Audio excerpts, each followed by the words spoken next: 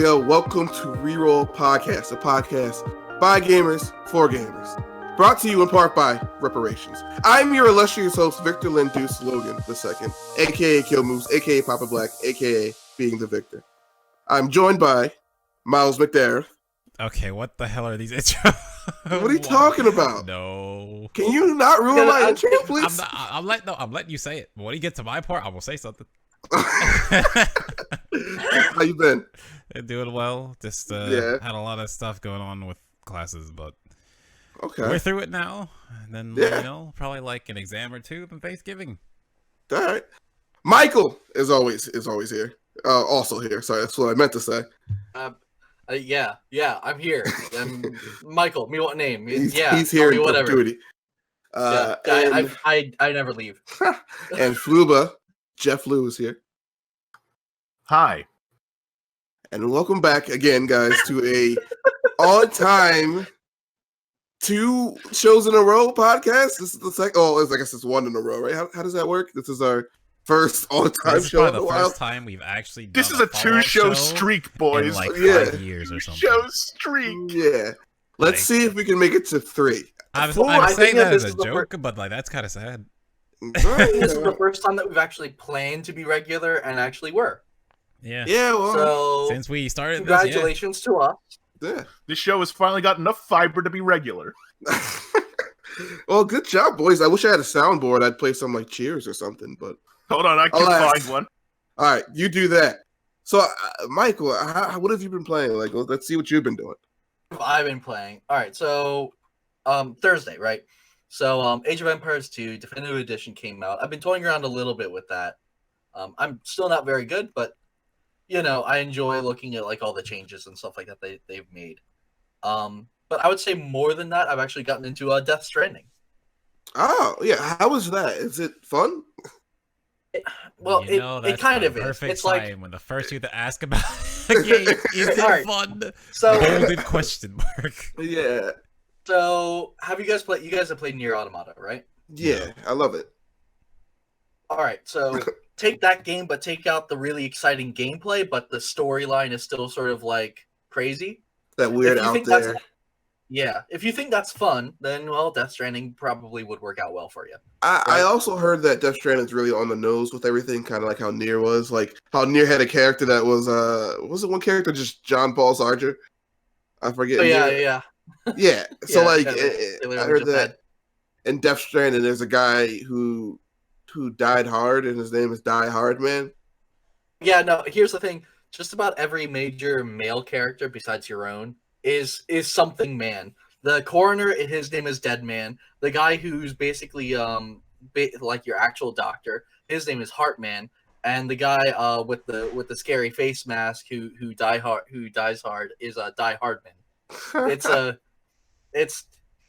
It's honestly just a theme, and I more chalk that up to Kojima, sort of his the way he names wackiness. Characters. Yeah. Well, like the main character is Sam Porter Bridges, and he's a porter that makes bridges. So no, he's a porter that works for the company Bridges. The company's name is Bridges because that's even worse. Sam, his mother is the president, of the company Bridges, and so her last name was Bridges, so they named it after the president. Oh, her first name is Bridget. No, her last name is Strand. What? Okay, why is his last name Bridges? Okay, never mind. I don't understand. See, because he works for Bridges. Because he separates himself from his family, because that's a plot point. Because he doesn't, for some reason, I haven't got to there yet. But he doesn't feel really connected to his family. I get that, right? But then why is it everything that he's doing? Why is it named Bridges? Oh, because that's the name of the company. And also the name, and also the head of the company, Die Hardman, is he's the president's second-hand man. Yeah, I know. I've been watching Max play, so I've been keeping up with the story. But Maximilian? Yes. No, I'm asking. Is it Maximilian? Yeah. Okay. Yeah. Okay. Yeah. But yeah, it's why it's called Bridges, other than the fact that it's probably a pun off of the mother's name being Bridget, and they make bridges. I mean, it's like a synonym for the strand. Yeah. You're supposed to bridge the U.S. back together, yeah. Mm-hmm. And why he chose to do that, I don't know. The last name Strand is, I see that as a bit of a pun because they're trying to, not only are they trying to, rewire all of America, strands and all that jazz, but also strand is like a synonym for a beach, which the beach is the term that's used for the place where the people go when they die, but then they don't want to die, so then they come back, which is the issue with the Death Stranding. It sounds out there. It's sounds Kojima. Yeah, no, I will say it only takes a couple of hours for the fact that you're carrying around a fetus in a jar to not really seem all that weird anymore. Yeah, a couple of hours. Oh, it's those couple of hours is gonna the first couple hours is gonna be a lot of cutscenes. Yeah, and then after that, the gameplay is walking. So again, a lot of it is just Kojima. Yeah. You lose the Metal Gear part of Kojima, and you're just Metal Gear. No, you only lose the tactical action espionage. So the Metal Gear part of Kojima. Yeah. I mean, Metal Gear is the game, not like the thing. Well, hey, you can always do Metal Gear Survive. That's got plenty of that. Oh wait, no, hold on. No, don't do that. Don't do that. My God. So Michael, for a quick mic review, has this game earned your ire? Oh man, we're still using that meme. Yeah, we're going back. We're cutting deep cuts here on the Reroll Podcast. No, I like what it's saying. I like what it's like, how it's trying to say it. And honestly, I'm kind of interested in. I find it kind of fun traveling from one area to another. You get to look at a lot of stuff, and it's good time to listen to good music or podcasts. That's good. I'm interested in getting it. I'm gonna wait till it comes out on Steam and then goes on sale for $25, and then I'll get it. But also when everything starts going topside, it gets legitimately terrifying. Really? Because when the bad guys catch you, they don't instantly kill you. They just cause a lot of black sludge to be on the ground for a large area, and if they catch you too much, then they drag you through the sludge way back too far. You're somewhere in between real life and some alternate reality. Buildings start floating up through the ground, and a giant whale with tentacles is chasing after you. Sounds interesting. And if he eats you, it does something called a void out, which actually leaves a crater and destroys everything near it, and you can actually just kill buildings and people by doing that.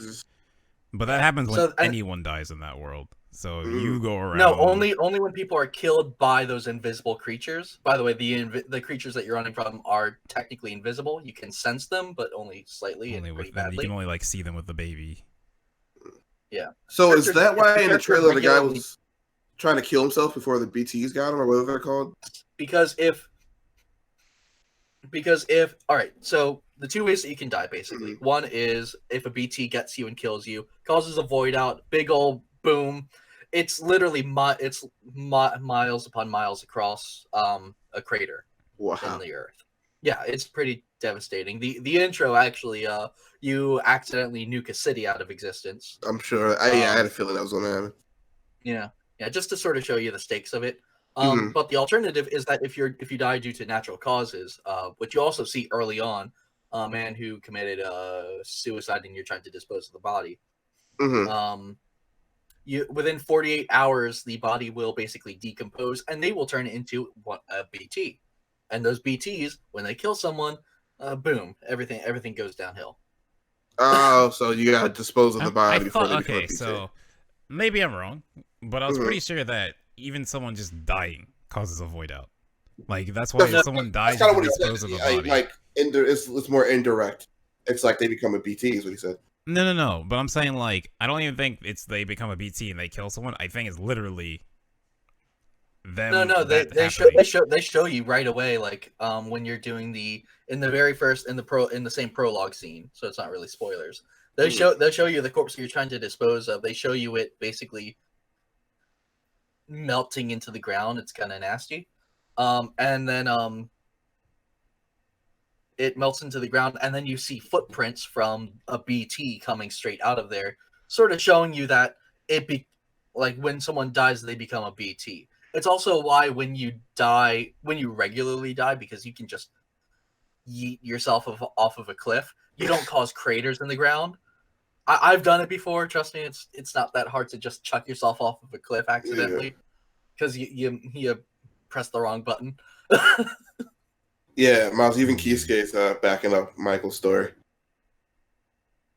So, I don't know. It's a crazy game, but I think we should move on. I'm sure enough people have covered that game. I just like stuff that I heard about stuff that you can do later. And it's coming to PC in 2020. That's why I was wondering.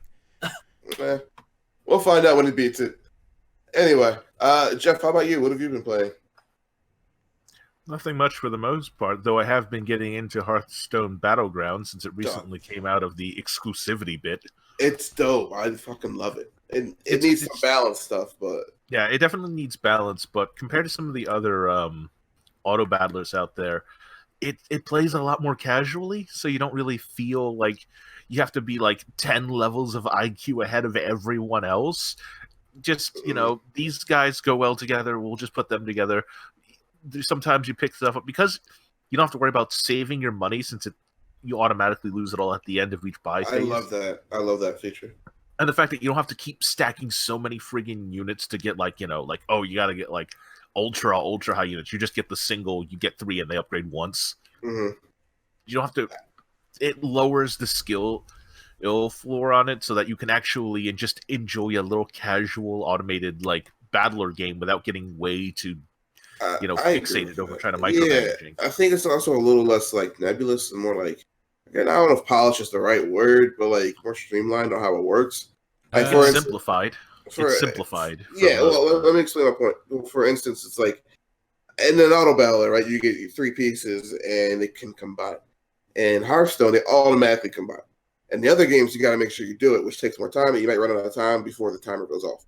So, like, I just like how it's streamlined. To me, that feels better, personally. See, I agree with that point, but I don't know. To me, like, I haven't played it yet, but I've been watching it a lot. And so for me, it's hard to call that game streamlined because part of it feels like there's a lot of jank in it because they just like, hey, just slap this shit into Hearthstone. Like, I was gonna say it's Hearthstone bot battling. Sometimes I don't think it's janky. Because okay, this is my look, right? It's like this is what Heroes of the Storm would have been if Heroes of the Storm was actually what it was supposed to be and was put into StarCraft 2 instead of made its own game. Do you see what I mean? Kind of just forced into something else. Well, yeah. It's just integrated. But that's literally how auto battlers were made. What do you mean? Like, no. Okay, but they're a mod that's very specifically made to act like a mod. They don't play anything like the original game. This is an add-on into Hearthstone that's made to play a lot like Hearthstone, but just different. So you have light auto battler mechanics. I see your point, but I think you're kind of hating on it. It's still kind of cool though, no, right? I'm not trying to hate on it. I'm just saying I feel like there's issues with it because of this. Because then you get like stuff where like the current balance is okay. Well, mechs are just stupid because there's a lot of mech synergy in Hearthstone over the years, and then there's like Nightmare. I mean, there's just like my thing is they're not doing new things. They're taking existing Hearthstone cards and putting them in this. So the issue in the balance is literally because there are so many mech synergistic cards, and then there's Nightmare Amalgamation, which in Hearthstone normally is kind of silly, but in this is dumb because it's literally everything. Yeah. It just takes all of the buffs because it's pretty much every tribe. I see where you're coming from. I just think you got to get more time and grow because obviously there are issues with it because it's not done. I mean, the biggest thing that's to its merit, though, is compared to playing regular games of Hearthstone, there really isn't a buy-in prerequisite. You don't need to get X that's number my of biggest packs thing. decks. That's why I like it so much. Because like Hearthstone costs way too much money. Yeah, Hearthstone's incredibly expensive now to really get started in, but doing something like this, you can just get into the game instantly. And because it's still following a lot of Hearthstone mechanics, you can still kind of have that like half Hearthstone, half Auto Battler experience without having to pay any extra money. Okay. Oh, so I want to say, I want to say go ahead. because like the whole it's not finished. Like I just have to say something because bro, you know that they're not like they're testing it in air. They're testing the balance. What do you mean? No, they're not. That's how balancing works. They haven't tested. No, Vic, have They're you not played testing Hearthstone in balance. long terms? They don't do balances that easily. I guess. What they're doing is they're testing how the game works and if people like it. I agree with that. I Of think it's course. good. They're going to make balance changes because some stuff is wrong, but I don't think Blizzard put this game out like, hey, it's not finished, guys. They definitely made it. Yeah, no They shit. put it Yeah, out yeah. because they want people to start playing Hearthstone again. I don't think this is a situation of, well, it's not finished, so like let's not worry about it. Because when it comes to Blizzard, that's also a fallacy. Because half the shit they put out in beta, they don't change. They just put it live. I get you're not wrong at some points, but I think you're being cynical on the balancing, and that's the biggest issue of it is the balancing. I think the balancing now that it's out in the ether will have better. They'll be able to balance it better. I think that's the one thing they can fix. I hope. Yeah, but it's I one hope of they Hearthstone's can. biggest but flaws. my thing Is is balancing. like the issues. Yeah, like the issues with it are rooted with the issues with Hearthstone. It's not like the heroes specific to that are issues. The issues is mech synergy is silly. And Yeah, you it's can just ridiculous. build mechs and then build an amalgamation and give it poisonous because it's also a murloc for some stupid reason. Well, And then okay, it's all like- right. How long has this been out? For like a week or two? Give us some time. Like that. I'm just trying to be optimistic here. We as gamers sometimes like to act like we know what's going on behind the scenes when we really don't. None of us work for Blizzard, so you know what I mean. Like let's give us It's some not time. openly. Yeah, but one of the bigger things. Anyway, one of the bigger things is that Hearthstone, and among the community too, because I still follow up with a good chunk of the community, is that there's been a lot of balancing changes that just have been needed, but just haven't been implemented. One of the more controversial ones that hasn't been implemented yet is Snip Snap. What's Snip Snap? Okay, so that is a big can of worms all in of itself. Snip Snap is a card that has Magnetic and Echo, and is a mech. Magnetic is a trait in which you can you attach it to add mech. and attach to another mech, and it gives that mech stats and text added onto it. Echo means you can repeatedly cast that card for that card's cost. Do you know a card called Mech Warper, which reduces the cost of all mechs by 1? Snip Snap costs 3. Okay. Yes. So if you figure out the logic, if you use a few cards to reduce the cost of it, Snip Snap can cost 0, which effectively means you can you just win make the game as much strength as you need. because you just make an infinite number of Snip Snaps, and then if you have any mechs on the board prior, you just attack for face and win automatically. Damn, that does not sound like fun. That's like my thing with Hearthstone is sometimes the parts of Hearthstone that are not fun is when Hearthstone becomes a one-player game, and very often Hearthstone becomes a one-player game. Things like that just kind of ruins a lot of how like Wild is supposed to be, because a lot of it just turns into Snip Snap decks because of that. And it's a card that they've had to address for balancing. It's a card they gave to everyone for free as kind of like a pseudo event, but they should not have put those two keywords together. It caused way too much of a problem because of that. And a lot of decks, there are people who've been caught cheating. They're using automatic programs so that once they get the combo going, it automatically builds up the Snip Snap and ignores the animation timeout, because the only thing limiting how many Snip Snaps you can put on the board is the timer for your turn. That is it. What? So it's That's the animation. unreal. Yeah, so people got caught cheating do that. Some people did it actually like legit fast, and they got registered as a false positive and gotten banned because of that. And other people, it's just, this card is just a broken mess that needs to be patched. And this card it's current, or is it only in Wild? It's current. It is current. They added this summer as kind of like an additional bonus. I think it was for Boomsday or another recent. No, I think it was like Rise of Evil. Yeah. Shadows, and they added it as kind of like a mech bonus. They added a few extra cards for that, and they added that card in, and that was given for free to everyone who logged in at that time. So all those people have a free, pretty much broken ass card that has a lot of balancing problems to it. And it's plagued Wild since, because here's a simple Warlock strategy: Summoning Portal, Mech Warper, infinite Snip Snaps until you win. I think the only like single player deck that was actually fun in Hearthstone was like Grim Patient Warrior. What does that mean, single player? What do you So, like, what do you mean? so in card games, when someone calls it single player, it's because you're playing. Whatever your opponent is doing doesn't matter. It's like you can think about it in fighting games. Like you get hit in a combo and you're like watching a movie. It's kind of like that. That's not good. That's not fun. So like think of, I don't know how much Yu-Gi-Oh you know, but like Chain Burn, or like I don't know any Yu-Gi-Oh. Where you're adjusting all the chain cards. Okay, so obviously you know Exodia, right? Yeah. Okay, Yeah, so yes. an Exodia deck is basically you got to get all 5 pieces in your hand. How they do this is they basically have a bunch of stuff. That whole deck is made so the opponent basically doesn't do anything. You have a bunch of traps and things that just waste their turn, fills their board so they can't play anything, makes whatever they play and negates it. So you just make it so that they don't do anything and you just get fished for Exodia and you win. No, Miles, you can make it worse. I've built and successfully executed a first turn Exodia deck. What does that even mean? It means turn 1, when you start, you just keep playing cards that draw you more cards, that just draw you more cards until you get Exodia. It is the least fun deck in the world. I don't recommend anyone do it because all of your friends would hate you forever. Is there a limit to how many cards you can hold? At the end of the turn, yes. Yeah, at the end. So you just keep playing. Like, they're all cards that call the previous cards. Because there isn't an inherent spell limit, so you can just keep playing spells and effects as much as you fucking want. Damn. It was ridiculous and stupid, and it was using, at the time I made the deck, legal cards. But this was CCG, so I didn't actually own these cards. Thank God. Likely That's they terrifying. banned some of them because.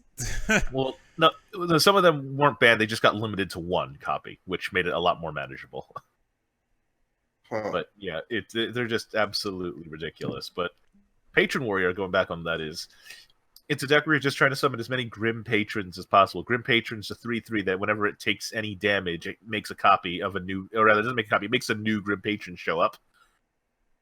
Yeah. So it turns it, because a wonderful little card called Warsong Commander gave all minions, I believe, with 3 or less attack charge. So what you pretty much did was game the system and try to inflict as much damage to your board as possible to make as many Grim Patrons to deal as much damage as you possibly could to clear out your opponent's board and then see if you have lethal. Because of that, though, because of the mechanic of the Grim Patron summoning another one whenever it takes damage and making sure...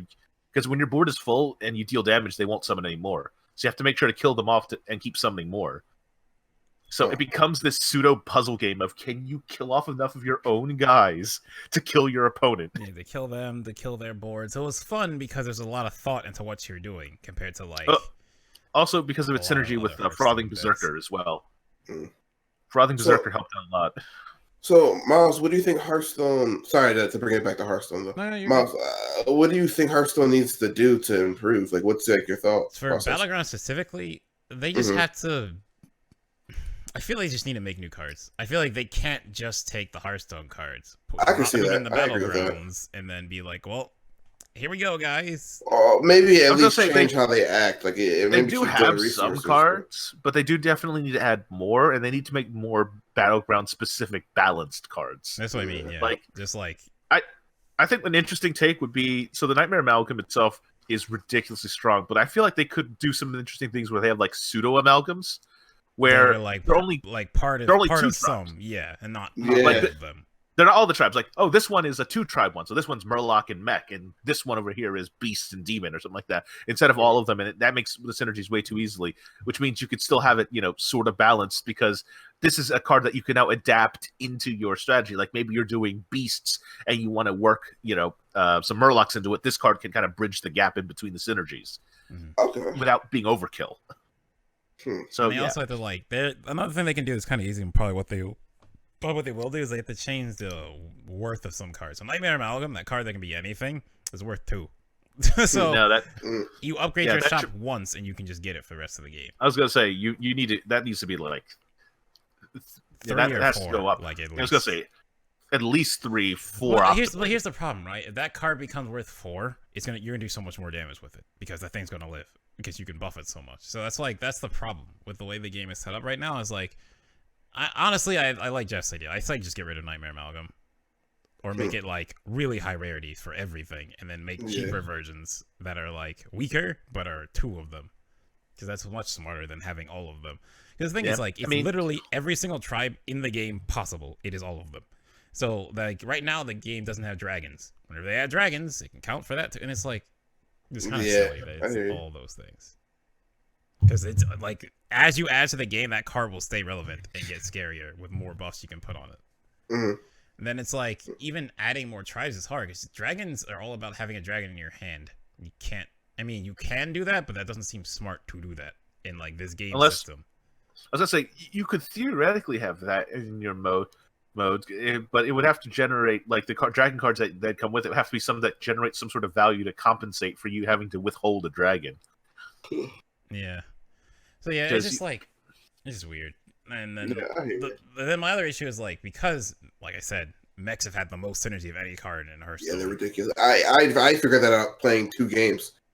I mean, it makes sense when you consider the fact they technically had, like, 2 expansions for them. Yeah. They had the Goblins vs. Gnomes one, and then the more recent Boomsday one. And then a couple trickling in here or there from some of the other ones. You just compare the mechs they're in to Murlocs are, like, early game. After early game, Murlocs are not good. You keep one, you keep an amalgam. Then you have, like, Beasts. You need a 6/6 to make that good, to which you have to get lucky and get that and get things that generate. And then, like, all the other ones, like, fall off, but then mech is just good. And then Menagerie, so you have 1 beast, 1 mech, 1 demon, 1 Murloc is really good, because there's a Light Fang Warden that gives 2/2 to all those at the end of turn. And, like, you can just keep stacking that, and then you become ridiculously strong. I just like when people do some of the weird, silly builds, though, and they've achieved the dream. The Pogo Hoppers out there they're my heroes when they can somehow manage to get like a 128 Pogo Hopper. Good on you. How does that work? Are you supposed to just, like, sell it and try to rebuy it each turn? Like, how do they work? I can't recall necessarily doing just that. I think that's part of the case. Mm-hmm. But there's a few that do it's copies probably like too. Shudderwalk and Brand, because it's like it increases based on how many you play before, right? Yeah. I was gonna say it's a battle cry, so they're probably stacking the battle cries. Mm-hmm. Man. And that's okay, that's my last gripe. It's because HP balloons out, because this is Hearthstone, and in Hearthstone there's no cap on any of that stuff. So, like, you can have things on the board that have like 300 health. I've seen that, and it's ridiculous. like, unless you have poison. Yeah, unless you have poisonous, you lose. So you have to have a Murloc. That's the only thing that can get poisonous. A Murloc or amalgamation, or then you lose. So it's like, I can see that being annoying. It's like you have to have this, or like you're fucked. Yeah. Okay. I feel like there's some issues. I agree. I think they might need to add just some baseline poisonous cards in. 1 or 2 on each tribe, just so you have something that can counter they large have, like, guys. Mexana, but she's 6. And I think my Exna, she's that's it. But yeah, like something in each tribe that can do some sort of like reasonable removal. It doesn't have to be like, oh, it instantly wins something. It's something that can trade evenly with a really big guy, so you know how to position properly. Mm-hmm. But all right, let's move on from Hearthstone. We can stay here forever if we want to. So, but yeah, Miles, have you been playing anything interesting? Not too much. So like I can talk about 2 things. So Dragalia, of course. I'm pretty sure I talked about it, but they unveiled like the Master Dragons. Did I talk about this last time? You might have. I don't remember. Okay, well they unveiled the Master Dragons, or not unveiled. They made them. Yeah, actually no, they did unveil, because the High Dragon Trials were there. That's like the old end game. Then they made Masters, which are harder. Been going through those. I'm not gonna get the most recent one done because I've been too busy. But like. That was it's cool in theory. In practice, it wasn't, because the first one was cool because it was balanced around the weapons we could get, because you had to beat that form of the dragon to get the next tier of weapons to be stronger. First one was cool because it was balanced around. You all have to have this tier of weapons. You have it, you can beat it. So, you're just learning. You're learning how they change the fight. It's cool progression stuff. I love that stuff. So I was all for it. The next one, for some reason, was balanced around having the tier 2, meaning you had to beat the last dragon to be able to even do this one. So that became an issue, because only like 4 units were then good. So you needed one of these 4, or good luck. Like, the unit I wanted to use that I farmed up to use, couldn't use her, because it's like the damage you need to do, like, I would have to play perfect, and then we would kill it with like a second left. So like the likelihood of that happening is so low. It's like, okay, I'll just roll the other ones. I had to spend a lot of time farming that up, so that was starting to burn me out. Then I mean, normally I figure stuff out. It took 3 hours to kill that dragon once. No, not playing it straight. It's like the fight has a 5-minute timer. I was like, that fight was that hard that like I died a bunch of different times, and it took 3 hours for us to kill it when they were trying to help me kill it, and I felt so bad. Damn, that's so hard. 3 hours. For that long. Yeah, it was a long time. Yeah, it sounds like it. And then the one after that was just as hard. Still bounced around tier 2s, and that one was hard because it's like, at first you were like, okay, we can't kill this because the damage was that high. Now there's a character they put into the game who I have, and I have her because, well, I want her anyway, but I always pull for the Gala units, which are the limited ones that are like stronger version of story characters. So she's just busted, like, just period. She's one of the best. She's the best unit in the game. She's that good. And this dragon, like, is Jupiter. So Jupiter would have been the hardest of the normal rotation of high dragons, except Galacleo exists, and you could just run 4 of them and just beat him before you had to worry about his mechanics. So people figured out, like, it was definitely made so that way they tried to make it so that didn't happen. And people figured out, oh, well, if we use this new free unit they gave us, and then an off-element dragon, and 3 Cleos, you can kill it before you deal with most of it. And I was like, the way everyone killed it, because like doing it normally, you just wouldn't. The damage check was too high without tier 2s, which no one had access to. So literally, you would play and do this stuff. I don't know who the hell figured this out, but you would play and fight the boss using basically one person has to be gimped, and their whole job is just to build dragon meter and stun it so you don't all die. Yeah. And everyone else has to do, like, when I was learning this rotation with people, it's like, oh, you got to do your attack. So people, for whatever reason, they call attacks like C, I guess it's click. So like you do like a C5, they either roll up, do another C5, roll to the middle, C3, use your skill, drop a button. It's like, it was way more like, I'm like, oh, you just use 3 Cleos. How hard can it be? To get the damage you need is way, like, everyone has to be on point doing it exactly. So that was stressful. Oh, man. Trying to figure that out. And then the next 2 were just simple. Like, why is this so hard? Like, it sounds like it's not even like it sounds like it's too much. Yeah, they overtuned Midgar, Summer, and Jupiter. Those 2 were like ridiculously overtuned. Then Mercury and Zodiac were both super easy. Like, they were again designed for you to have a tier 1 weapon instead of a tier 2 weapon. And because of that, everyone had tier 2 weapons when they got up to them, so everyone just walked over them. But we're at the end now, so that's, it's fine. Like I said, I didn't do Zodiac, so I have to go back and do him later to get the title and get my weapon for Cleo and all that stuff. But I enjoyed it. I'm excited because coming up next month, well, end of this month in Dragalia, there's a Mega Man crossover, which is crazy. Oh, really? Yeah. That's awesome. So they're actually is it just like skins or like bosses? No. Or like what is it? They're actually putting in Mega Man as a character. Oh. And he's gonna play as a Mega Man? Yep. He's gonna be an adventurer. So he's gonna have a Mega Buster. He's gonna have, instead of rolling, he does slides. And for his Force Strike, you charge up his Mega Buster. Because Force Strike in that game is you press and hold the screen, and every weapon does something different. For him, it charge it and fire as a Mega Buster instead of doing the normal Force Strike for a 1, which is what he's gonna count as. Oh, And that's they're dope. doing something special with his transformations. When they previewed him, they showed like he has meter for like a metal blade and another like actual one of his abilities. So yeah, a bunch of stuff is gonna happen with him. So I'm excited to see what they do. And like the last crossover was Fire Emblem, which Dragalia is partially owned by Nintendo. Yeah.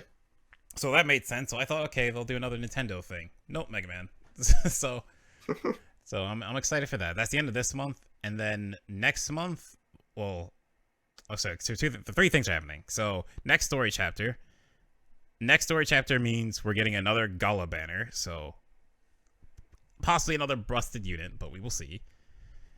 And I have like 60,000 of the currency to pull in that game because literally I just play the game and don't pull unless I really need it. And then the next tier above Masters comes out before the end of this year. Which, after how like some of those Master Dragons went, I'm both very excited because I really like doing content like that, and also very worried. because I think those 100% are being designed that you need to have a tier 2 mobile weapon. Like, you won't kill them otherwise. So, like, what ridiculous strategy will we have to come up with to beat this thing? Because, like I said, Jupiter, you literally had to have someone gimped to kill it. And then for Midgar, you run 3 units who aren't supposed to be in the fight. Because how it works in Dragalia is every unit has 1 resistance. So for fire units, it's either sleep resistance or stun resistance. And then the Gala units normally cover both. That's like their specialty. So you can build for them and use them in anything. So the issue was that people weren't able to do enough damage to kill him. So what they did is they brought in the Florence sisters, which are both very strong units. But the kick is, well, them and Emma. So 3 of them are very strong. The 2 Florence sisters do a lot of damage. And Emma is a buffer, which is really big in Dragalia. That's like her whole thing. She just buffs, and she has very good buffs. So you brought them in, but they're all sleep resistant, make our stuns. So you have units doing this fight that aren't supposed to be able to do it. And if you mess up, you get stunned, so you die.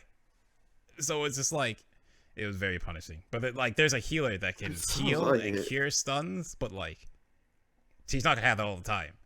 So you had to play. That's why Midgar was so rough, because you had to play perfect. Because you get stunned, it's like, okay, well, I'm dead. I can't do anything about this.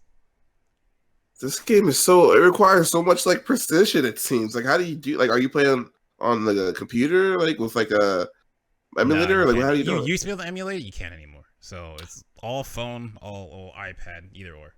That's why I play it anyway. But I mean, it is, but you kind of get used to it. Honestly, the more you play it, the more you get used to it. Because like how you do combos, what combos are good on characters, just playing and doing things, you like learn what you should do. Okay. That sounds interesting, at least. I mean, it sounds like there's game to play. I didn't know it was that in depth. Yeah, it's not like that's why I like Dragalia. There's a lot going on. There's a lot you can do to improve yourself. Like you can do the farm, but it's not, it's not boring. There's always the worry with these kind of things. Like, well, like Pokemon Masters, for instance, which I can't. I'm so upset about this. What happened with that? Did they stop that, or like? No, it's still going. It's just dead. Maybe that's okay. That's hard, right? And I'm tangenting a little too far here, but like Pokemon Masters should have been a sick thing. Like it launched, I thought the game was so much fun. I enjoyed it. I love that it takes the trainers are the focus. Like Pokemon are there, but the trainers are the focus. They actually have personalities. They're voiced. Like it was so cool to actually like go through the stuff with the trainers. Their personality shows off their voice, so they're more than just like pixels on a screen or someone who stands in a room and you battle them and that's it. Which is something I like in Sword and Shield of what I played so far. It's the other game I played, but I haven't played that much of it, so I can't really talk about it that much. Is that their presentation and the character they put into the characters in that game is so good. So I'm very they did. I think they did a good job with the character designs in Sword and Shield. I really did. But yeah, okay. So were you part of the crew that was like? Hell no. Absolutely. Okay. Do you know what I'm gonna say? Yeah, we were upset about the national decks. My thing is that when I play a Pokemon game, I never catch all the Pokemon anyway. So one, I don't care about that, and 2, I normally pick new Pokemon to make a team. Because yes, me too. I want to play the new Pokemon. Well, like it's that, and people were like kind of like shitting on the new one a little bit, but they're gonna buy it anyway. Okay, no, it started with the national decks thing. Yeah, it did. Of that, then they're like, oh, well, the game must be bad. I have to hate it now. The game's gorgeous. And then there's people nitpicking like, oh, look at this shadow and it's pixelated. It's like, this game is on the Switch. Yeah. You realize that any game ported over to the Switch doesn't look good? Like, people love Xenoblade and love Fire Emblem. Both of those games have many parts of them where the frame rate drops or picture graphics don't look good because it is a Switch game. Yeah. Like, also, Pokemon has never ever reason they're upset. Yeah. Pokemon has never been about fidelity. If you want a game with fidelity, like, then Pokemon. Never. Like some people's complaints were like, "Oh, I beat this game in like 15 hours. It's Pokemon." Oh, this game doesn't look that good. It's Pokemon. The game's not difficult. It's Pokemon. So like, okay. So first of all, you complain about beating it in 15 hours, but you also complain about all like the hand holding that was in the older games that made it take longer to beat. So like, what do you want? Yeah, and part of the speed is they took out some of that. Like in this game, like when it came to the part where it's like they teach you to catch a Pokemon, I already caught one. Your mother gives you Pokeballs. If you catch a Pokemon on the way before the tutorial, they just skip it because it's like, okay, well, you already know how to do it. Oh, did you see Chief? Game, I would just sit there for like 5 minutes being explained how to do this again. Yeah, like I've been doing it since I was 5 years old. Did you see Chief Keef's video about it? Mighty Keef, you mean? Mighty Keef, my bad. Chief Keef is the rapper. Mighty Keef. Yeah, I saw it. That was funny. That was pretty funny. It's so true though. The Shofu part at the end is like, hey man, you know, I think I got all this competitive battle stuff going on, all this stuff. Doesn't mean you're not kick my ass. No, I'm still kicking your ass. Yeah, that's funny. But yeah, I'm gonna get Pokemon eventually. Right now, I'm playing the Great Destiny 2. Right, Michael? Destiny 2. It's like Destiny, but slightly better. It's a lot better. It's no slightly. Get out. It is a lot better, Yeah. especially now that Activision isn't really a part of it, and we're playing through what was it? Forsaken right now. No, Forsaken's the one we don't have. We have the Shadowlands, the yeah. Shadowkeeper, whatever. Shadowbringer, whatever the proper one is. Yeah. But Miles, what's it gonna take to get you to play Destiny, man? Someone else also was asking, hey, you should check out Destiny. It's like, yeah, maybe, I don't know. It's free to play now, so I think maybe. you could have a good time with Destiny. I probably would, but you know my backlog is ridiculous. So we're playing it. So is my backlog. Well, yeah, we need to get a raid team. That's why I need people to play the game.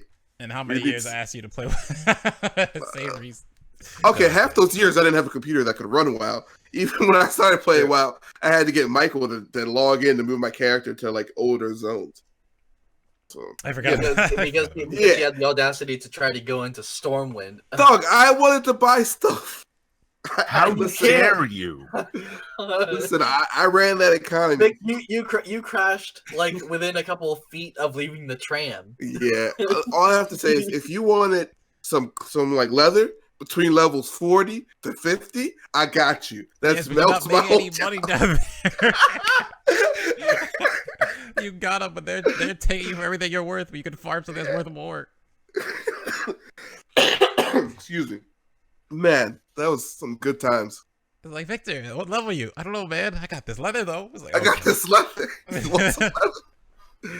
What bags were you using? How much leather was in those bags? It was just all leather. But anyway, let's move on to the news of the past 2 weeks. I'm gonna skip over the question this time because we've been running for a little bit. But Jeff, do you want to take number one? Are you only saying that because the person in the other fucking headline is also Jeff? No, because we've all talked in the past 15 minutes and you haven't had much talking time. So that's why. I'll at least bring it up the fact that it's just Jeff Kaplan hasn't really been happy with how China has really been encroaching in over on Blizzard's, authority effectively. And just there is still the whole debate of how they should have handled this, and Jeff's kind of really wanting to tone down all the other punishments that Blizzard's been posting out over this. They still want more of that to be just retracted and pulled back, and it still makes sense. I mean, the thing about Jeff Kaplan too is he's one of the last few friendly faces that Blizzard actually has. Yeah, he's great. He's one of the few people that seems actually genuine and cares about the community. I mean, he's been there for a long time. He's one of the co-founders. Yeah, he's one of the MVPs, and also at one point one of the saltiest EverQuest players ever. And I will never. I hope no one ever forgets about that. That's so funny. Man. It's funny because he just seems tired of all the BS sometimes. He's like, all these leaks, what the hell, man. I mean, at the end of the day, he is pretty much just Blizzard's last bastion of any decency in terms of their PR or their face or just anyone who communicates with the community as a whole. Mm-hmm. There are the general community managers, but those guys only have so much authority. They can only just do they can talk to people. You say that as well, but they've gotten rid of quite a few of the big names over the years as well. I've seen managers. I've seen a few of them go. Yeah. A good number of retired. I mean, they're getting older. They've been doing it for a long time. the thing about Metzen too, if you think about it too, is a lot of these iconic characters were all like, some of Metzen's own personal.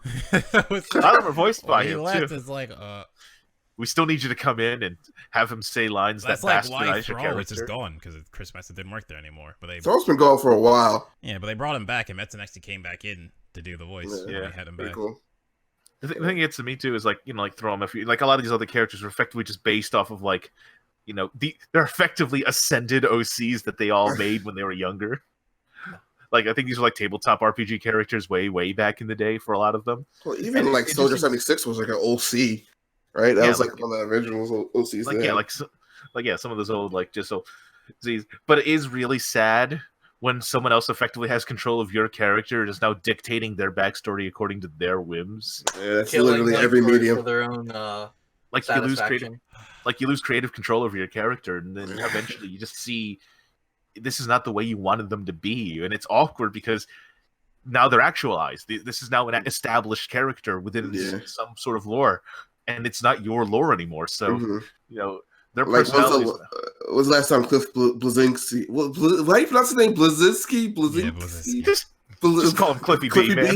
When's the last time Cliffy B has like worked on Gears of War? Like, you know what I mean? Like, so what you're saying is we need a new Jazz Jackrabbit game. Oh, that'd be dope. I've never played that game actually. I lied. I'm sorry. It's not quite Sonic for the old DOS PC crowd. Well, what if Sonic was a rabbit and he had a gun? Okay, that's different. But what if Sonic was black and had a gun? Shadow. Wait, hold the fuck up. Oh my god! All right, let's talk about Sonic. Y'all keep cutting me off. So they changed the way he looked. They changed. They made him better. Thank goodness. Yeah, they finally listened to like the massive backlash from like the freaking preview trailers of just what is this weird pseudo-realistic thing they're doing that doesn't look even in the slightest like the video game character. Yeah. It's like, okay, he's blue. Okay, what else? He looks like an animal. Well, okay, what else? Give him a small mouth with really sharp teeth and tiny eyes. Okay, hold the fuck up. You didn't have sharp teeth. Let's make him really lanky, like tall, but his body's really tiny. Yeah, they gave him actual human teeth, and it's just like... No, you're right. You're right. I kept thinking sharp because they were smaller. Yeah, they were smaller. And it's just really creepy to look at. It hits the uncanny valley in the worst possible way. Because they wanted to make look like an animal, yet still kind of human, which is not the greatest combination. The thing is, they wanted to make it unique looking. So it was very identifiable that this is the Sonic from the movie and not the normal Sonic. But it also makes you feel like this was somebody who had never played any of the actual games, and the higher-ups just like pushing it. No, okay, so I can't... I can say we know. Just say you have a source. Yeah, I have a source. So I know more. He's gonna do this long preamble. I just trying to think what to say, man. I don't know. I'm not used to this. Source. So I have a source of someone. You listen to the instance. There's a guy. Yeah. I know a guy. I met this guy. So I got a source. So like I know that like the people in charge. Okay, I know like they were researching memes, for instance, like to like get an idea of like, well, what do people see when they see Sonic? Let's look at this kind of thing. So they were going about it kind of the wrong ways. One thing they didn't do is talk to Sega about the design at all. Really? So, yeah. So like that's like one of the worst things to do. That kind of puts saw the design when the movie, that first trailer came out. Really? Pretty much. That puts a peg into like the idea I was thinking, because I was trying to be cynical about it, and I almost thought that maybe it was for some reason a publicity stunt, which is so far-fetched. No. I heard people say that, but I can guarantee you it was not. I believe it's not. I believe they had like merchandising and posters. That stuff is expensive for a publicity stunt. No, you're right, if it was just like a single preview poster that got like leaked over, like quote unquote leaked over, sure, that would make sense. Mm-hmm. But no, there was too much invested into it to be fake. And this is the big kicker, because remember when they first announced like, oh yeah, we'll fix him, we'll change it. Yeah, there was a possibility they weren't going to do that. Really? Yes. Oh wow. There's a possibility where they cut their losses, put the movie out, and just been done with it. Okay, here's my second cynical statement. Because they're investing into it. Right, you gotta think that they have to basically remake this whole movie. The main character is the CG thing they have to fix. So they remake the whole movie. So there's probably a high chance they will keep, they will want to do another one to recoup what they've lost on this one. Oh You yeah, get it, absolutely. Yeah. Yeah. So okay, people are saying that they listened to them. Do you think that Oh, they did. it was the community, or hear me was. out? Do you think it was more Sega being like, "What the fuck"? Both. Both. Yeah. Okay. Because I feel like see that. if it came out and there was no uproar, Mhm. I don't think they would have changed anything. There's an uproar about everything these days. Yeah, but it was an uproar, and it was just like It was became embarrassing. very obvious. It's like, okay, what are you doing? This is like a beloved character. Can't look like this. So like, do something. I don't even think, like I said, there was a chance they weren't going to change it. I don't think Sega came up and pressured them. I think you don't think so? No. From what I've heard, no. I think it just came down to it that eventually they decided, you know what? We're gonna delay it. We're gonna change it. We'll fix it. Yeah. And funny enough, I feel like, because like I was even talking to someone in one of my classes who I talked to about like games and anime and stuff, and I told him like, hey, they updated the movie, and he was like, his first reaction was, yeah, sure, but it probably doesn't matter. Later, like a couple days later, he actually saw it and he sent me a message on Facebook like, wow, this is actually way better. Like I'm surprised. I didn't think it was gonna be this much better. Yeah. The matter of fact is, I'm still not interested in the movie whatsoever. I'm probably not going to see it either. Yeah. But, I mean, honestly, it's not. Sonic. I might see it when it comes out on the cable for free or something. Might play it. When it's I don't know. chopped I up don't into know if 30 it's gonna pieces be with 50 ads. Yeah. Well, okay. So not that. I don't know. You mean when it's better? Well, there's a difference between a kids movie and a smart kids movie, right? I don't know if it's going to be a smart kids movie with humor for everyone. I think it's gonna like, because they're going to a Sonic with the angle of he is basically just a 15-year-old, so he's a kid.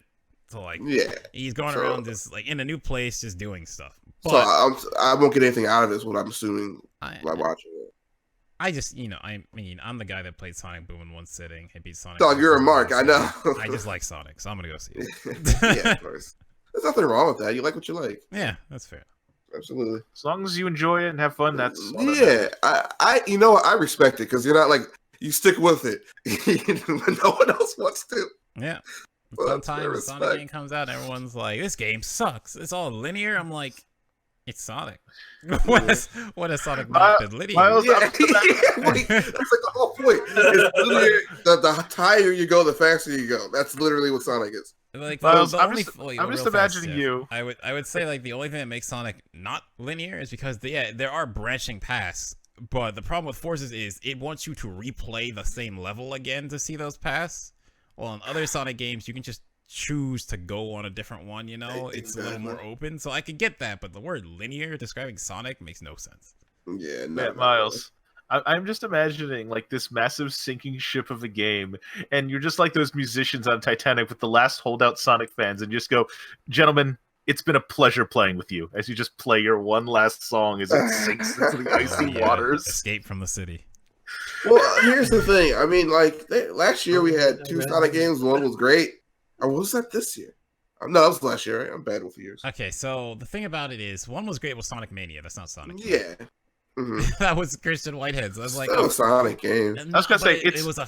Do you count Sonic Boom as a good Sonic game? No, absolutely not. Okay, so we'll get to that. But like, Sonic Mania was made by Christian Whitehead. He was making. He makes fan games, so he was gonna make.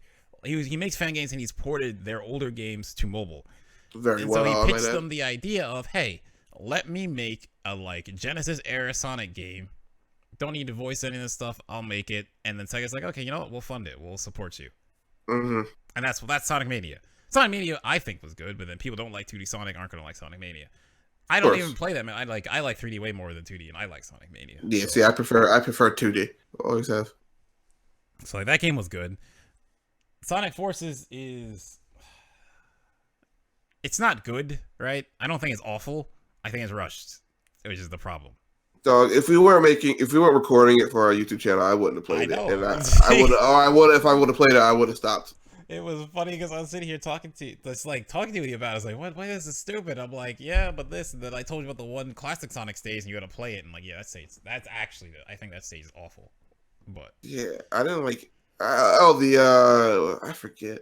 Looking back at the footage the other day, just going back to that, the classic Sonic stuff, the physics are kind of bad. Yep. So, yeah, I'm noticing it again after because I've been playing Mania, I'm replaying it. Man, the physics.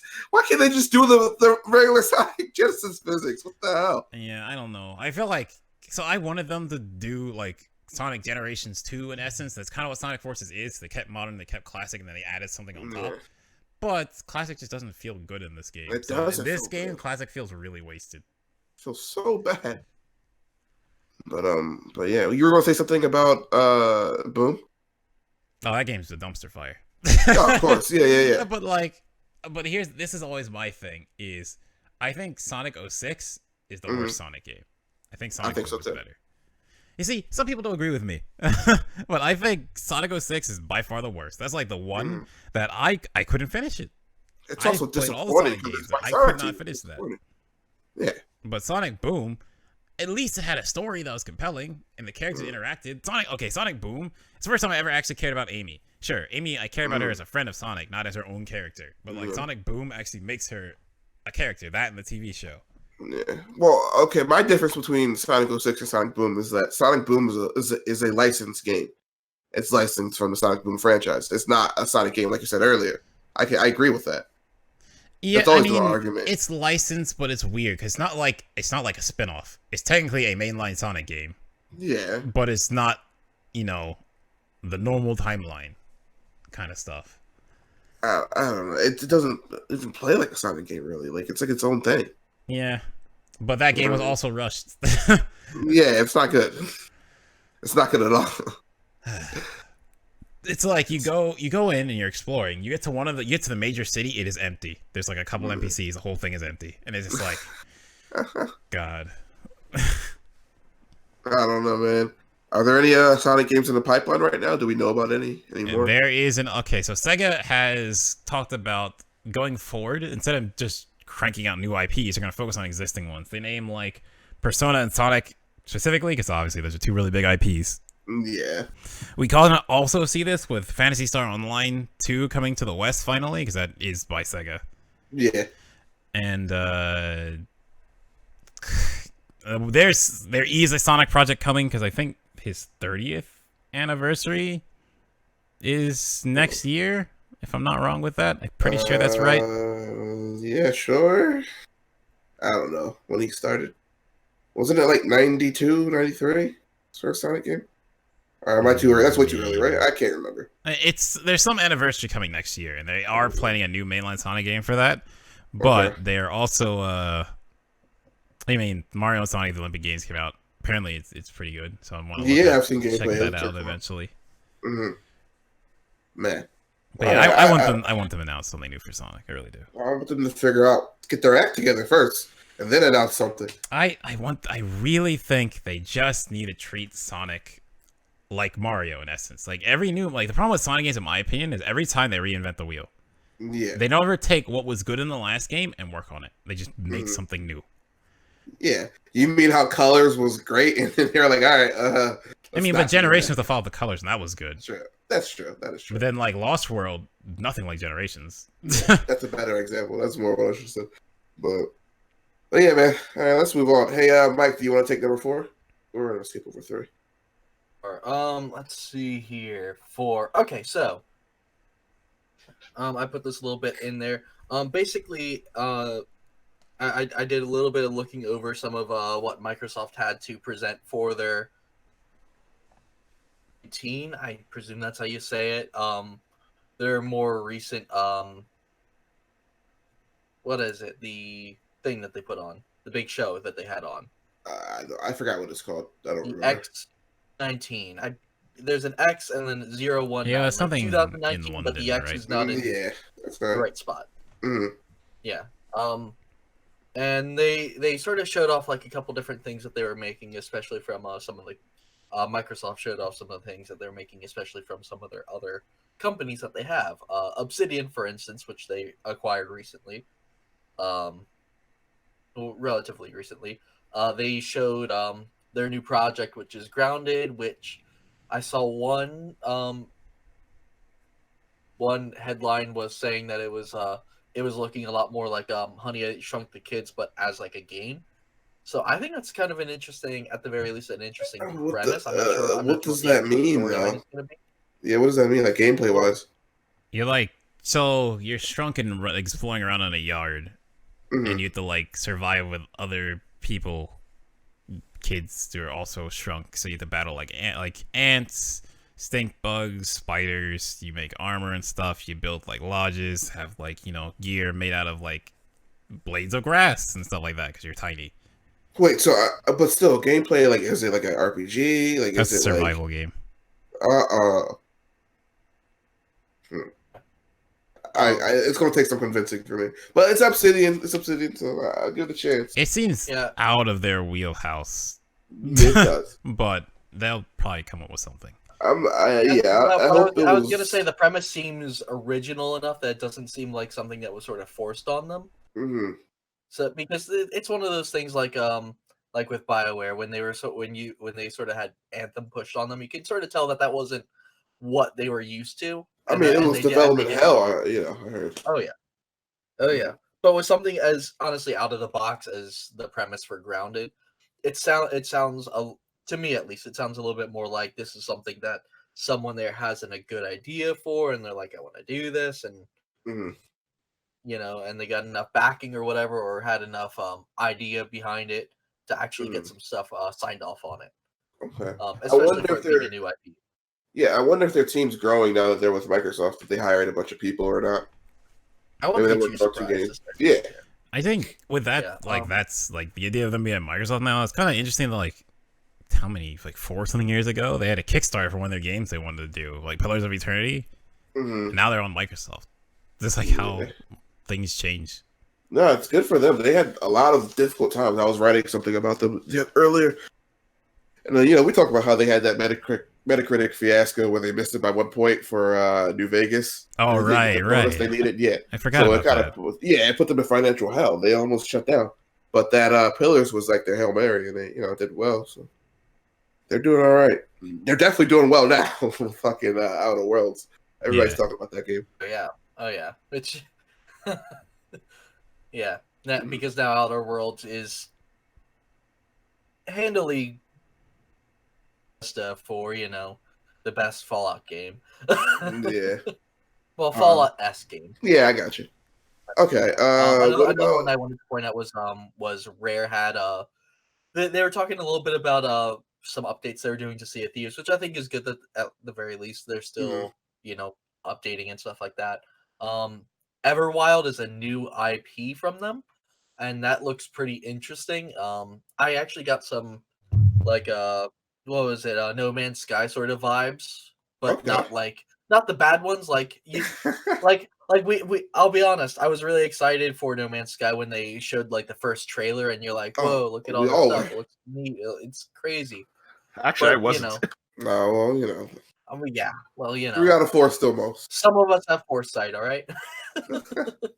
Well, I just looked at it. I was like, what is there to do? And at least from the launch trailer, it's like, okay, yeah, sure, you can explore planets, but what do you do after that? You survive. Well, honestly, I was really only taken by the art style. Well, the idea was from the trailers that you would end up fighting. You'd have battles and stuff. Yeah, there was shooting and everything. Yeah, there was space battles in space. Yeah. The thing that got to my mind, though, is there was a lot of other space games at that time that could still tickle some of the fancies, and then other survival sandbox games. Yeah, sure, it kind of combined the two together, but at that point, survival sandbox games had really hit a huge glut. Yeah. And having one that just said, but you can do it in space, and all I can think is, who are these guys and why is this new? They make that game with the motorcycle guy.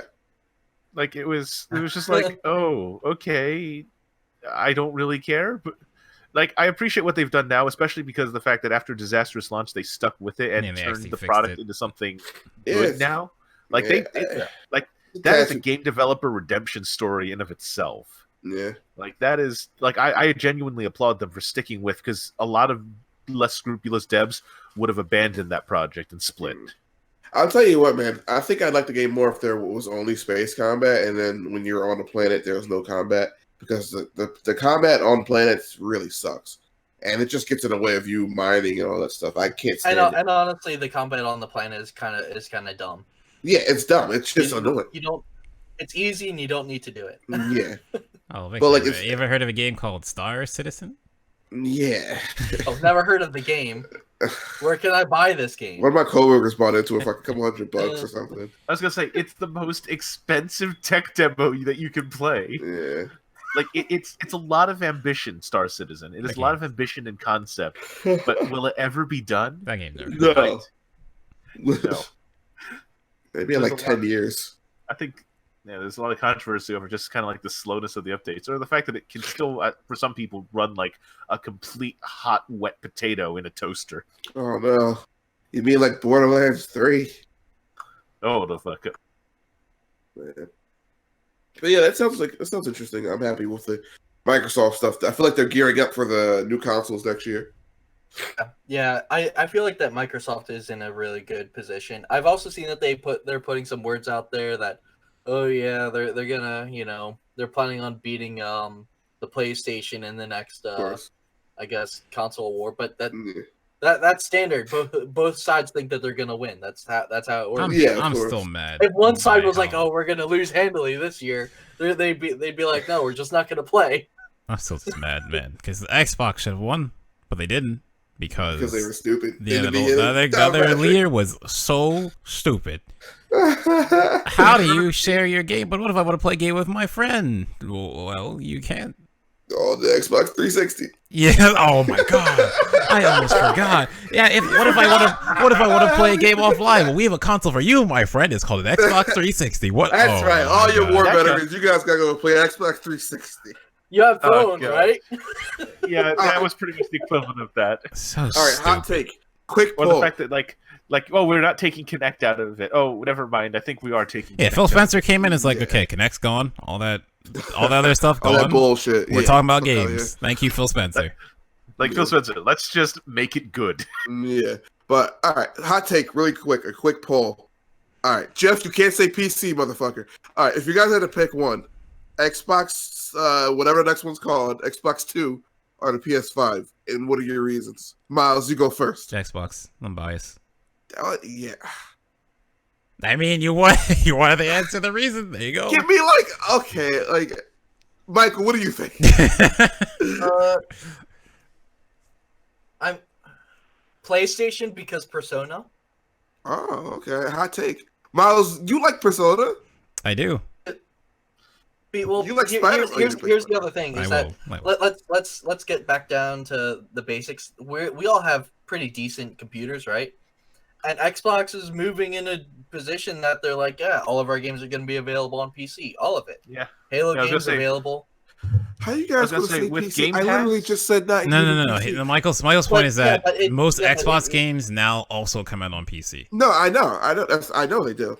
So he's saying that's a detraction from you buy the Xbox. If I were to, if you were to come over to my house and throw out my PC and then go, which do you want, the new Xbox or the new PlayStation?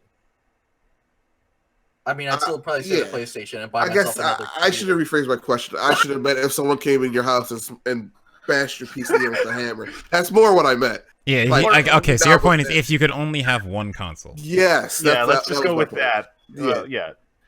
I mean, I'd still say PS4 because I think I would too. Okay. My other thing is real fast is I hate the PlayStation over the way it the UI of it. I hate it. I don't like it. There's a lot of stuff I like my achievements. I don't care about trophies. So I do like achievements more. It's just stuff like that. I'm more ingrained in the furniture with Xbox than I am with PlayStation. No, you're right. I agree with you there. I like Xbox's lineage and all that stuff more, but I'm all about the games, man. And I want to play Spider-Man. I want to play fucking God of War. So here's my thing though. There's way more exclusives on Xbox that I care about than there are PlayStation. God of War is cool. I didn't even buy the new one. It took me so long to play God of War 3. I don't care about Last of Us. I will play Spider-Man. I don't care about Last of Us either.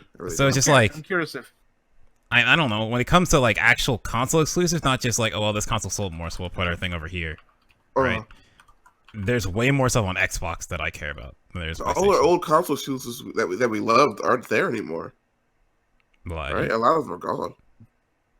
I mean, no. Sorry, I didn't hear you. Well, let's be honest. Halo was the big console exclusive for us back. That's coming back. Well, it's not what it was. Well, yeah. Right? Halo's not what it was. Gears isn't what it was. I mean, there's new games That's my thing. Is I understand that, but at the same time, I just want to play it. Okay. I just want to play it. Like Halo. Can't argue that. Halo 4, I still liked it. I played it. I liked it. I had to finish playing co-op. I'm supposed to play through That's Halo 4 and Gears 4 and 5 with a friend, since they're both free on the Xbox. So I gotta hit them up. We're just gonna play through them on co-op because it's I don't know. I still like it. I like Killer Instinct. There's stuff on Xbox that I like. Like whenever I get the choice to buy a game on either system, I always buy it on Xbox. Yeah, dog. I'll tell you what. I think multiplayer co-op Xbox wins, but for me, single player storylines, I rather have a PS4. But that multiplayer experience it's so good on Xbox. Every game you love, you can just play with your friends. Even fucking Fable, you can play with your friends. Actually, I might have to change my statement just because of the Games Pass. Oh, you Game Pass. That's the other thing is now I forgot about that. Yeah, Game Pass as a whole is a phenomenal. Actually, on a side note, for anybody here who is currently interested or curious about Game Pass, Microsoft is doing a bit of a promo right now. You can get 3 months of Game Pass Ultimate for $1 currently. Just Google Game right Pass now. Game Ultimate Pass includes Xbox Live. Yep, and I Game should Pass mention on Xbox and PC. Also, I should mention this is a bonus though. If you have Discord Nitro, you get 3 months of free regular Game Pass. I saw that. Yeah. Here's the kicker. If you get Game Pass Ultimate after getting regular Game Pass, it stacks and you get 6 months of Game Pass Ultimate. What? I just checked my billing. It doesn't bill me until June of next year. And it's all Game Pass Ultimate for 6 months. So strike while the iron is hot, boys. You're able to do that even though you already had a pre-existing subscription, or did you cancel and then finagle? Okay, so the way it works is this. I already had a Game Pass subscription because I got into it. Discord Nitro gave me 3 free months of Game Pass for being a Nitro subscription. It was kind of like a cross-promo thing. That's 3 months of regular Game Pass. When you get the Game Pass Ultimate thing, that's for Ultimate. So it's technically the separate, upgraded version of the subscription. Holy shit. So what it does is it looks at your previous Game Pass paid time and effectively says, okay, you're a new Ultimate user. Okay, we will upgrade your existing old versions of sub time, and we'll upgrade it to the newer, higher tier sub with your purchase. That's good business. That's good business. Turns I like that. it turns into a recurring 3 month payment of I think $45. So it's a $15 a month thing. That's still not the worst, considering it's Game Pass and Xbox Live. Yeah, like Game Pass Ultimate is like $1 more than Xbox Live Gold for a month. Wow. So you basically get Xbox Live Gold and as many free in quotes games as you want on 2 consoles. I mean, it's pretty much. I was gonna say it's pretty much get Xbox Live Gold and then get Game Pass for $1 more, and Game Pass is well worth it. So Jeff, you have an Xbox, or is it only on PC? I do not have I do not have a new Xbox. I stopped at 360, but the entire point is it applies like regular Game Pass. So I just effectively got 3 more free months of Game Pass for $1 plus some cents in tax. So that's all valid for the PC Game Pass. It's the same yes, service. it is both, because that's the thing. Ultimate is both PC and Xbox. That's Game Pass. It's both platforms. Okay. Ultimate just happens to have Xbox Live attached to it, and I think a few other fringe benefits as well. The entire point about it, though, is at the end of the day, you're getting, depending on your circumstances, again, if you have a Nitro subscription, if you had that, and if you're a new Ultimate subscriber, you're getting like up anywhere from 3 to 6 months of Game Pass for pennies on the dollar of the original price. Yeah. Like, that is an absurdly good deal. Yeah, it's ridiculous. Also, I think with that $1 deal, you also get 6 months of Spotify. What the fuck? Yeah. Do you? Because I didn't see that on there. That was like listed. Let me see if I can get a tweet. No, I think I saw that somewhere too. Well, I might have to go and my other thing is I use Google Play Music because I like having a YouTube Red or YouTube Premium, whatever it's called now. I think it's YouTube Premium. Yeah, Red's not the name anymore. It's offensive. To what, communists? They gotta eat too, live, and be happy. They're communists. It's not my fault. No, that's their own government's management. You don't show have to do respect. Anything. What do you mean show respect? I'm just saying their government has to manage it because that's what communism is about. They're the people. The workers' paradise won't really show up anymore. That didn't work out very well. Look at 50 years of Russian history. I should know. I took Russian history. That's a good class. Yes, I found the tweet. I'll drop it in here and read it off. So it's first-time members get 3 months of Ultimate for $1. Existing and new Ultimate members can also enjoy 1 month of EA Access, 3 months of Discord Nitro, 6 months Spotify Premium. Holy shit! But that version sounds like that's Xbox specific because it's Game Pass Ultimate. It's Game Pass Ultimate. No, because Origin's not on. Origin's on PC, but that's not the same service as opposed to like it being on Xbox. You kind of get what I'm saying? Like it's not EA connected. Access. Okay, so the EA Access, it's probably just Xbox. Yeah, EA Access, it's probably just Xbox. Okay, but the Spotify is definitely just Spotify. Since Yeah, it's your account, which I need to take advantage of that. okay. That's what I gotta I'll do. take 6 That's dope. months. Well, okay. Well, since we're talking about good business, hey Jeff, can you talk about 5 since that's you put that in there? All right. So we So can talk about that. well, I don't know necessarily if it's good business. It's different business. Different business, yeah, absolutely.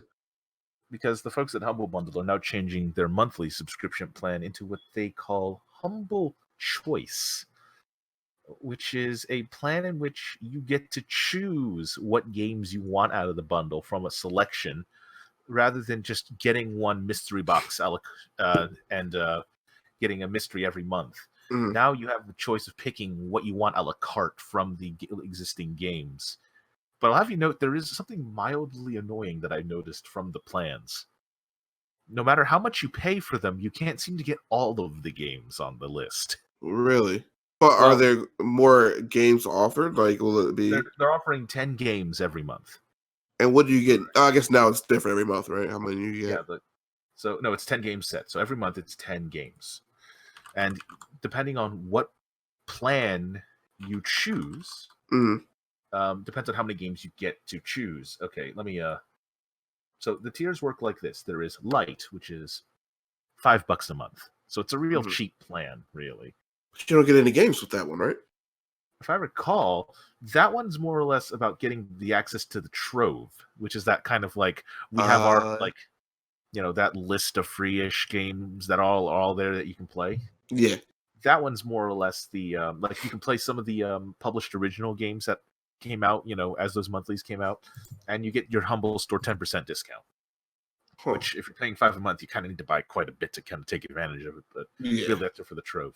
Now we actually move on to the basic, where you get to pick 3 of the 10 games to keep. And that's $15 a month, which is 3 more than what you got before. Yeah, I'm not too sure. Now, granted, I'm only looking at their little, like, plan chart here. Yeah. I'm not too sure or how they're going to necessarily go about doing this, because... And here's the thing: I was given an email survey about this, and they were asking me, would I be interested in a system where I could choose from a selection of games to keep rather than just getting an assortment. I chose to keep the assortment because while yes, you can do pick and choosing, I find that a lot of times you can discover some new interesting genres just from games that were in, that you got as part of a bundle or something, but you hadn't played until a bit more later.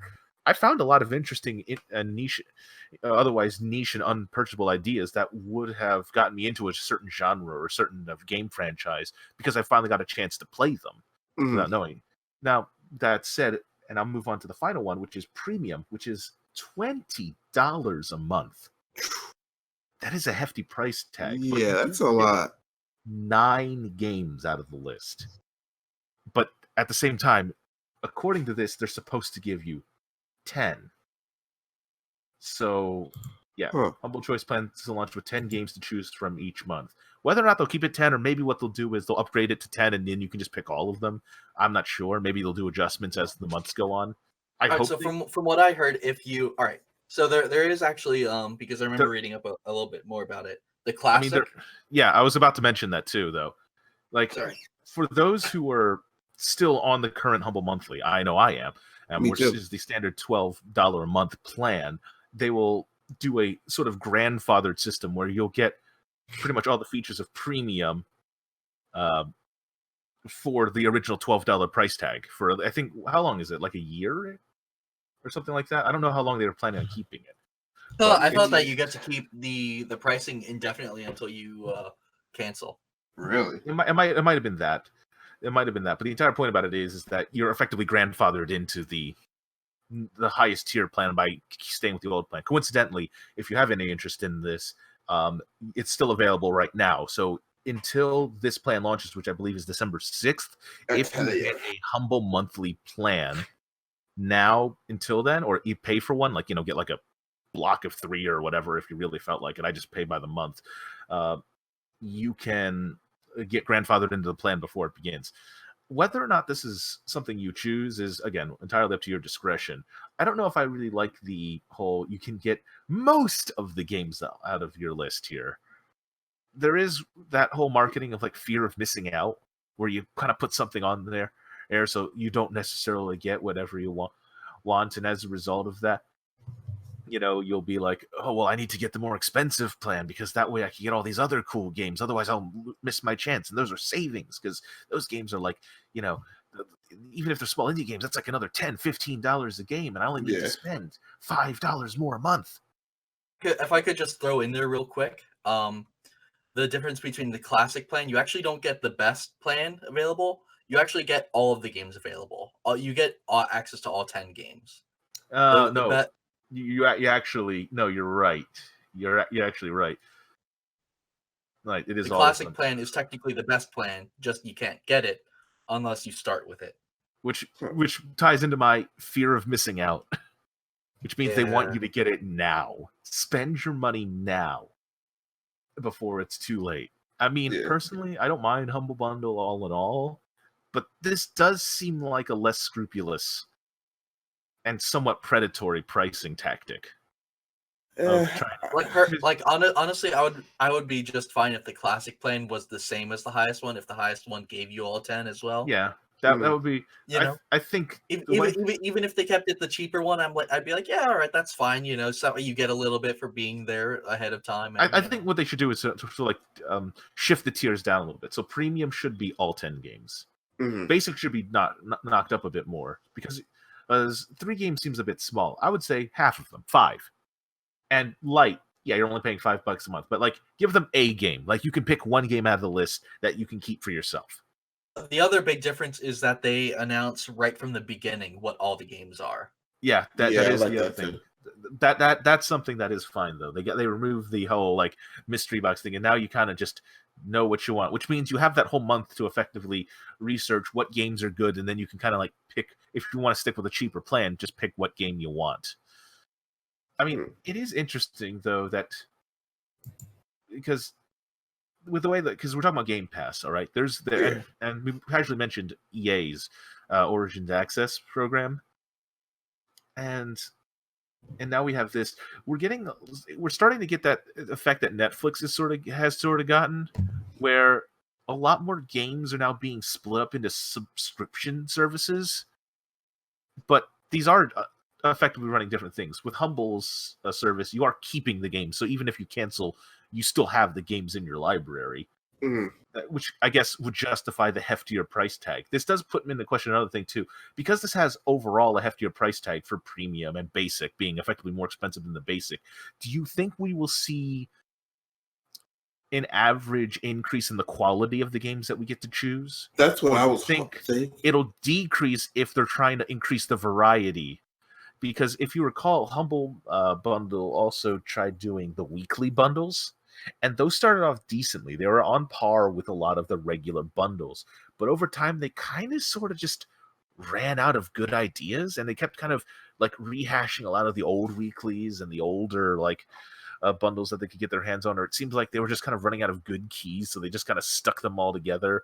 Or they had a weird like gimmick or niche thing that they just kind of put out. Do you think it'll start to degrade over time, or do you think they'll manage to consistently keep quality? Because the monthlies, all in all, weren't too bad. They usually keep a relatively decent but somewhat older, like AAA title, for instance, in their lineup. And being able to afford that for keys is pretty difficult. Especially one of the bigger things too with some of the monthlies are some of them have been like the all-time lows for some AAA titles that they put on the featured.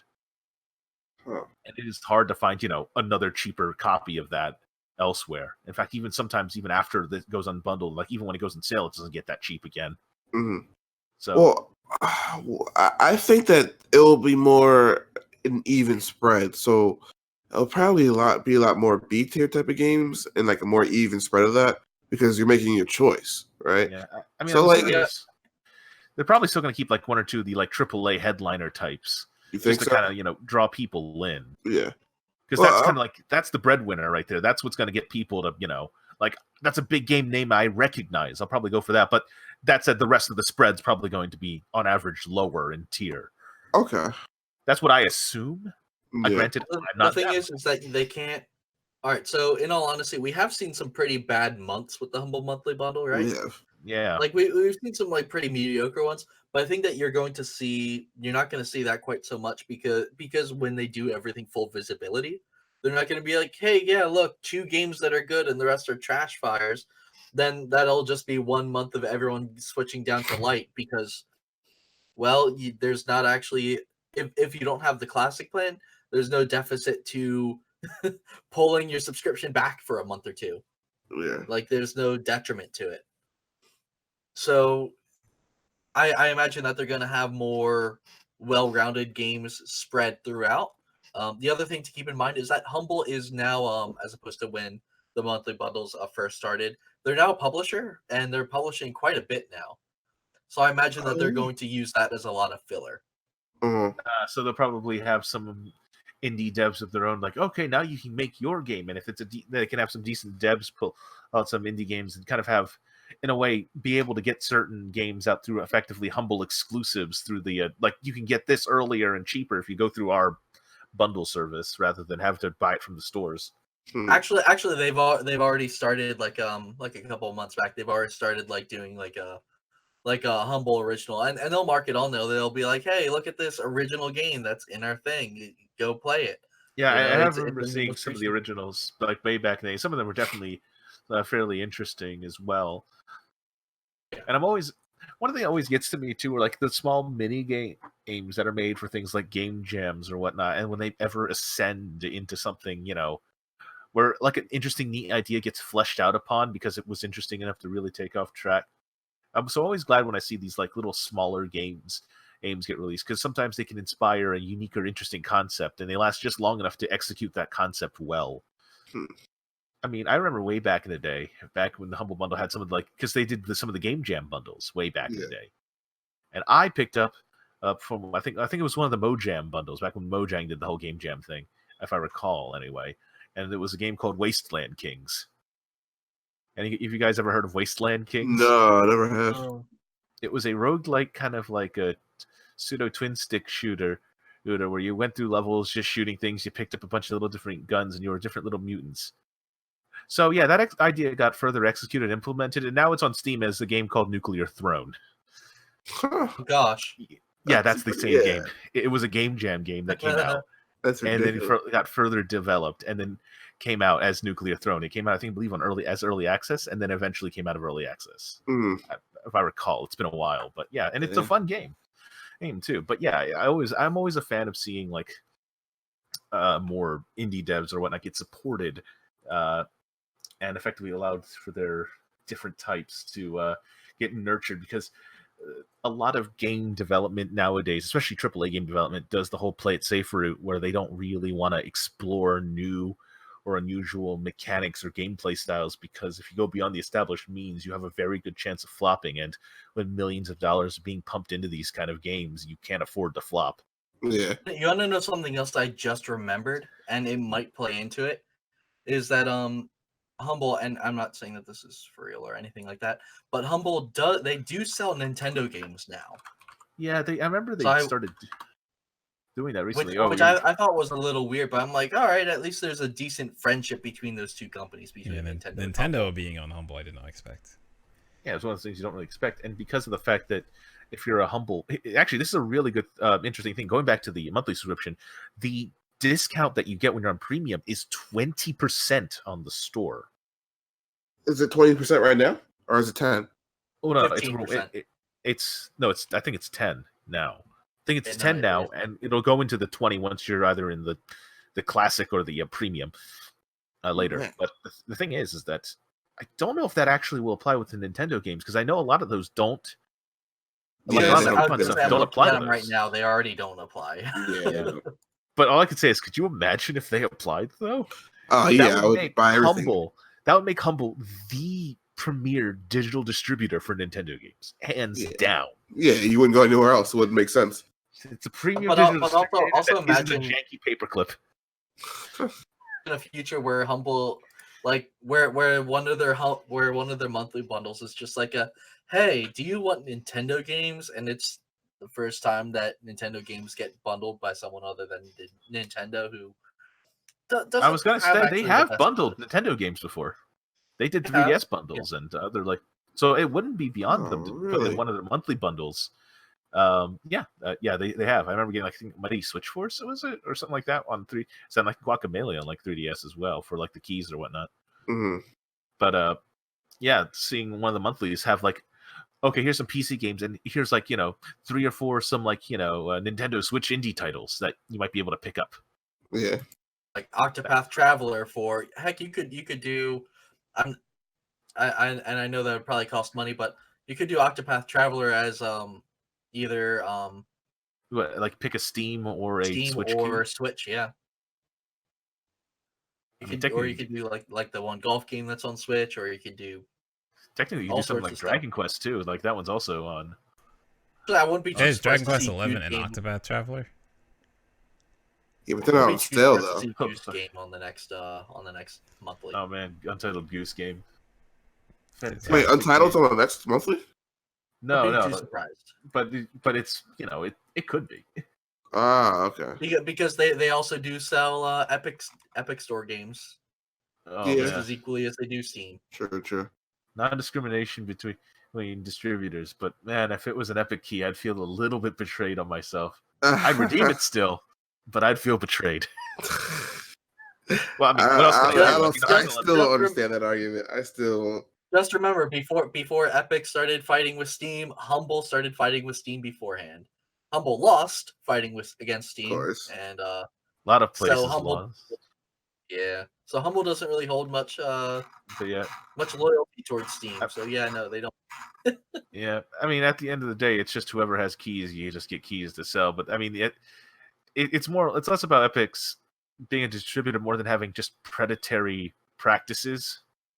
Yeah, that's an issue too. It's predatory practices, lack of support and empathy for the consumer. It's not a very good system to support. Just overall, for me, like their storefront is just a bad product.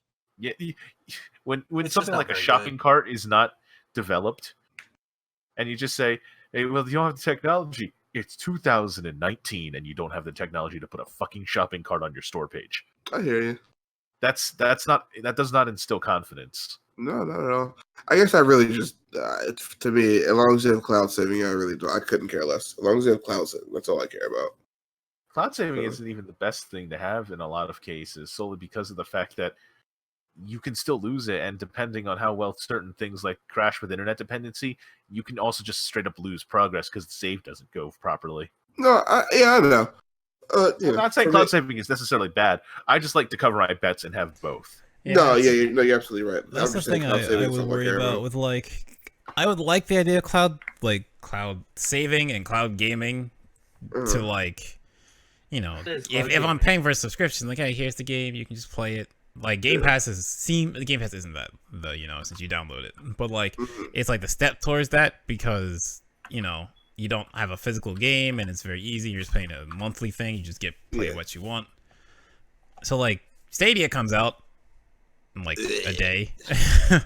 That's definitely coming out. Gross, Stadia. And then another thing Microsoft talked about at this is their Xbox stream service, whatever they're calling it, will support Game Pass. So you can stream any of your Game Pass games without having to download any of them. And I was going to say, the thing with that stream service, though, is you can stream things from your Xbox that has the game physically to another thing, too, which, so even if you don't want to bother, keeping everything else in the cloud, being able to stream your existing games and be able to play them in another place with, something that actually has the hardware to play them is quite nice. Just having the kind of portability without necessarily needing as much additional components. I do believe we need to live in a world where the concept of broadband internet is readily more available. Yeah, What's that? I didn't ISPs are realize how sitting on bad their it fucking- was. I saw a video where the the VP of Google, when they was questioned about what he thinks about ISPs and how it will affect, how Stadia is going to run. He's like, well, ISPs are smart, so when they see increased use, they'll increase bandwidth. What? Followed by my ass. Followed by the single salty tear condensed from a million upon million of frigging disappointed consumers. Of full course. of ire and buffering because they can't render the rest of their tears because it hasn't loaded in yet. All right, well, that's gonna do it. I think we cut the podcast there. Miles, where can people find you and your content? You can find me and the content I should be making soon, TM, on Twitch, YouTube, Twitter, at McDareth. All right, dope. Michael, where can people find you? Google me what name. That's me. You found me. Good job. You know what? Wait. We don't do this live because he always says this. I want to see it actually. Right, yeah. I want the results. Challenge me. All right, you got it. Really? He came up? I got it. It comes up. Me want name Twitter. Me want name on Twitter. Best me want name podcast. No, what the hell that is. Oh no, that literally is some. Okay, that podcast. Me want name. I'm pretty sure that pulls our podcast. Yeah, it does. Our podcast. Yeah, it is. What the hell? Congratulations. Congratulations, guys. I've been There's a plugging for place, you. player.fm podcast. Me want name, and it's just our podcast. What? I found that last time. What? Okay. Me what name on Pinterest. Reroll Podcast on Stitcher. Me what name Steam Community. And then there's his Baptist Church page is there. I'll leave that one alone. iHeartRadio. Wait, we're on iHeartRadio. On Apple Podcasts. Congratulations, guys. When are we on iHeartRadio? What? I didn't do this. Since now, let's see here. When was this made? I don't know. Wow, we are actually on iHeartRadio. We should take advantage of that. Let's sue. All right, November 11, 2015, the BlizzCon 2015 wrap. Yeah, the last one I uploaded is up. 2015. That's the last one that's been on the SoundCloud. You gotta catch up, my guy. I know. But yeah. All right, Jeff. Podcast post. Wait, we have a Facebook. Yeah. I may have made that. Never done anything with it. Okay, hold on. No, hold on. Before we finish, we gotta talk about this. Live? How? Yes. How we go on Facebook? And there's a push, but I'll get the picture and show it. Now I'll just show the picture. Right? How we have a Facebook? Okay. Miles, you look different than I remember. And you're not on it? Yeah, the only picture is you and Hold on. There's no pictures of you. When this goes up there's and you can listen to it, you won't see. You know what this, it was? but- Because you weren't on Facebook at that point in time, and I had no pictures of you, I guess. So I was like, all right, I'll just put this up. I'll change it later. You guys have I'm the, imagining you photoshopping Miles in an empty seat. No, he wasn't even. He was. I mean, doing you could have at something else. least done the one with like us and Jesse Cox. Oh yeah. That's Xbox I guess. Pandora. No, that looks pretty cool though. Me and Michael. This is pictures of you from the same trip we all went on. Michael. They're pretty good pictures, don't you say? This one's down here. Why is this not the banner? Oh my God. I mean, this would have been cool if it was all of us, because then it's like, hey, we had this panel. Wink, wink. Yeah, but Michael and I were purposely posing for the podcast picture. Got the old icon. Why did you tell me? I was at this. You were doing something else. You could have just. You probably. That's crazy. Dog, it was like a spur of the moment. They just finished like a panel. We ran up. It wasn't like a. The panel finished. They all cleared out, and we're like, oh hey, yeah, let's Because it looks like we're hosting the panel. All right. let's roll up, sit down, get pictures taken. All right, great. You know, all of Reroll Podcast right there, hosting the panel. That was it. That was the moment right there. Yeah. I guess you didn't get the memo. Apparently I mean, not. don't worry. At that point, I didn't even exist. Yeah, you were in the ether somewhere. Jeff, where can people find you?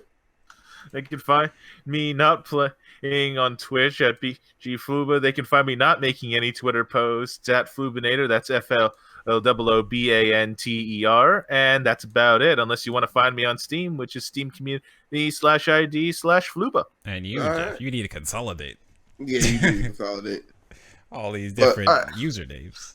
Yeah.